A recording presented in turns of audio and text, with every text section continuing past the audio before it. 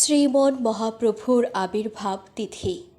নারায়ণগঞ্জের রূপগঞ্জে 2 দিনব্যাপী গুরুপূর্ণিমা মহোৎসবের শুরু হয়েছে। আজ বুধবার সকাল থেকে উপজেলার ভিংরাবো এলাকায় শ্রী শ্রী গোবিন্দ মন্দির আন্তর্জাতিক কৃষ্ণ ভাবনামৃত সংঘের উদ্যোগে এই মহোৎসব শুরু হয়েছে। ধর্মীয় আচার অনুষ্ঠানের মধ্য দিয়ে পালিত হবে এই উৎসব। অনুষ্ঠানে প্রধান অতিথি হিসাবে উপস্থিত ছিলেন নারায়ণগঞ্জ 1 রূপগঞ্জ আসনের সংসদ সদস্য মোস্তাফিজুর রহমান ভূঁইয়া দীপু, ইসকন বাংলাদেশের যুগ্ম সম্পাদক হংস কৃষ্ণ দাস ব্রহ্মচারী। এ সময় সংসদ সদস্য দীপু ভূঁইয়া তার বক্তব্যে বলেন, বিএনপি সবসময় এদেশের সকল ধর্মাবলম্বীদের সমান অধিকারে বিশ্বাসী। এদেশে হিন্দু, মুসলিম, বৌদ্ধ, খ্রিস্টান সবাই সমান। আমাদের মধ্যে কোনো মতবিরোধী নেই। আমি আপনাদেরই সন্তান। আপনাদের ভোটেই আমি আজ সংসদ সদস্য হয়েছি। নির্বাচনের আগে কথা দিয়েছিলাম রূপগঞ্জকে মাদক মুক্ত করব। আমি মাদক নির্মূলে আপনাদের অনেক আশা ভরসা নিয়েই আমাকে ভোটটা দিয়েছে।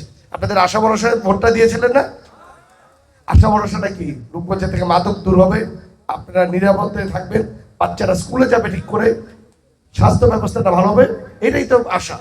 সেটা কিন্তু একটা মৌলিক চাহিদা মানুষের। এটা উচিত শুধু রূপগঞ্জ না, সারা বাংলাদেশের প্রতিটি জায়গায় যাতে এরকম থাকে, এটাই সবার চাহিদা।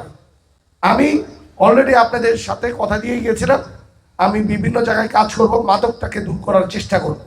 এই জন্য আপনারা দেখেছেন আমি অলরেডি প্রশাসনের সহযোগিতায়, ইভেন আমাদের দলীয় ভাইদের সহযোগিতায় বেশ কতগুলি জায়গায় আমরা চেষ্টা করছি যারা মাদকের সাথে জড়িত, যারা এই ব্যবসার সাথে জড়িত, তাদের শাস্তির আওতা আনার জন্য আমরা চেষ্টা করছি। আমরা বিএনপি পরিবার আপনাদের সাথে দেখে আপনাদের সুখে দুঃখে সবসময় থাকবো। যদি আপনাদের কোথাও কোনো কাজে যদি কোনো সমস্যা দেখেন, আপনারা দয়া করে আমাদের সাথে আলাপ করবেন।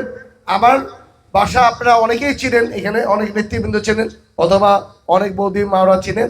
আপনারা যে কোনো সময় আমার কাছে আসবেন, যে কোনো সমস্যায় আমি চেষ্টা করবো। আমার 24 ঘন্টা আমার দরজা খোলা থাকবে আপনাদের জন্য। কারণ আপনারা যেই সুন্দর করে আমাকে যেখানে বসেছেন, সেটার দায়িত্বটা যাতে, এই কর্তব্যটা যাতে আমি সুন্দর করে পালন করতে পারি, এই চেষ্টাটা আমি করবো ইনশাল্লাহ আপনাদের সাথে।